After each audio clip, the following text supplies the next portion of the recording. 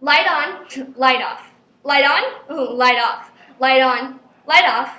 Repeat, repeat, repeat, repeat. 1, 2, 3, 4, 1, 2, 3, 4, 1, 2, 3, 4, 1, 2, 3, 4. I count as I walk. I sit down. Did I forget something? Oh, what did I forget? Now, something bad is going to happen. What am I going to do?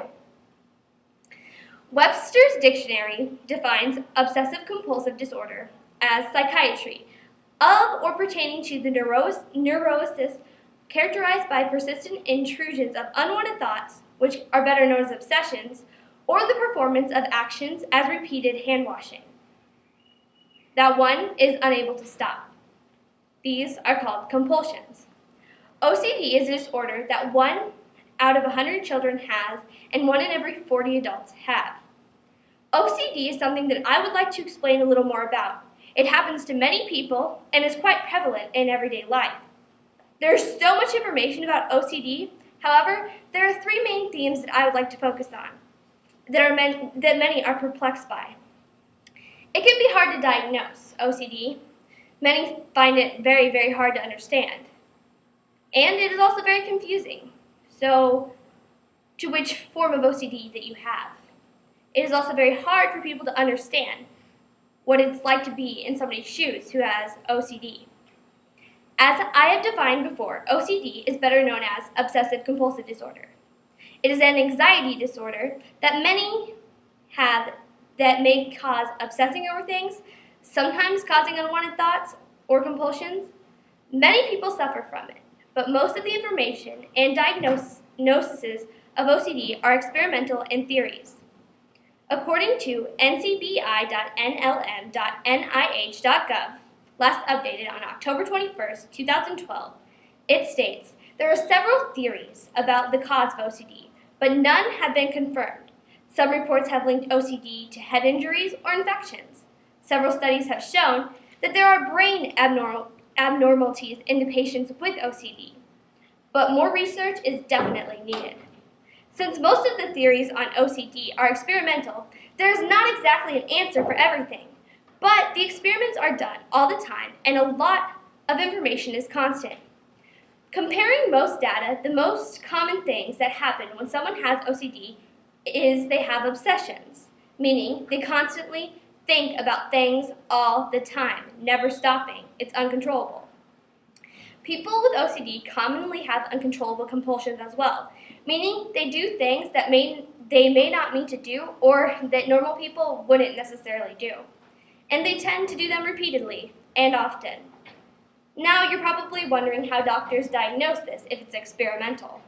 Well, according to MayoClinic.com, last updated September 12, 2012, explains, if your doctor or mental health provider believes you have OCD, he typically runs a series of medical and psychological tests and exams.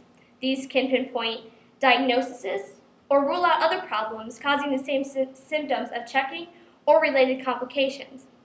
There are 3 major tests, the first one being a physical test. The test may include measuring height and weight, checking your vital signs such as your heart rate, blood pressure, and temperature, listening to your heart and lungs, and examining your abdomen. Second, they would take various blood tests.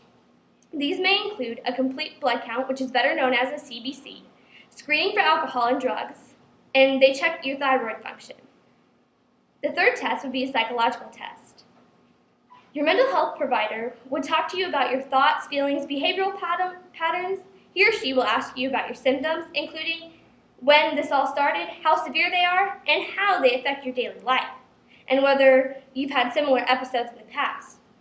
You'll also discuss your thoughts that you may have had of suicide, self-harm, or harming others.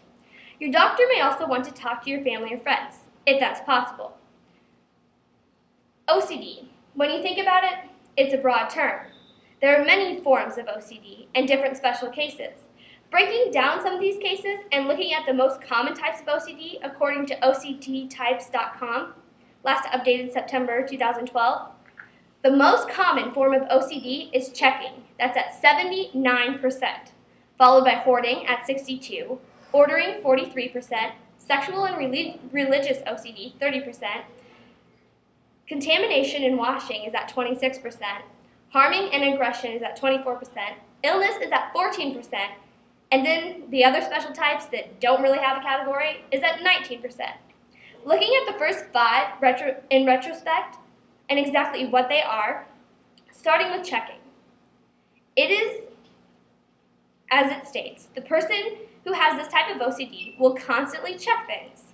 This might be to check locks to make sure that they're locked, checking the stove or other electronics to make sure that they are off, or they could just check for mistakes over and over and over again. You guys probably have felt this when you're taking that big geometry test or that algebra test. You never know if you have it right, so you constantly go back and check. Hoarding.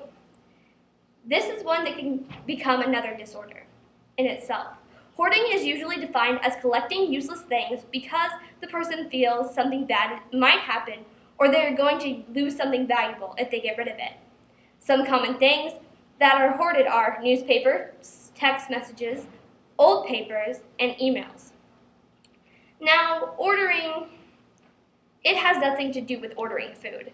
But a person who may have this type of OCD, they may have to have things arranged in a certain way, like ABC order or color order.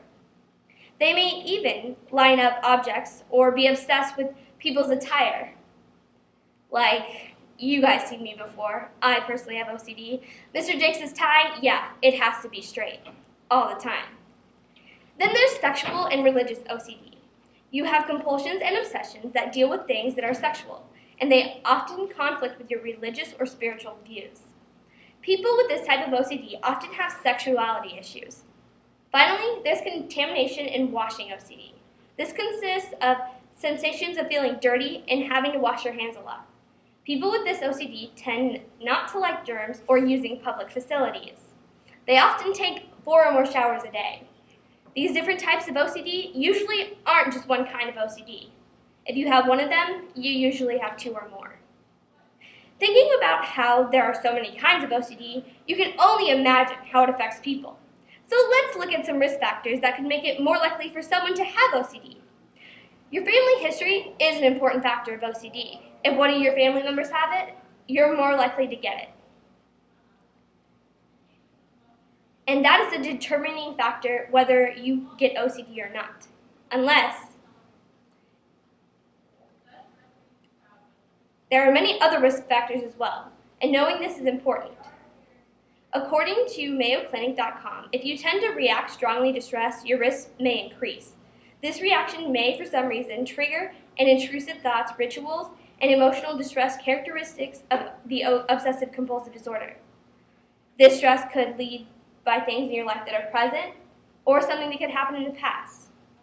Any traumatizing experience that had happened in someone's past could lead to them having OCD. It could be a trigger.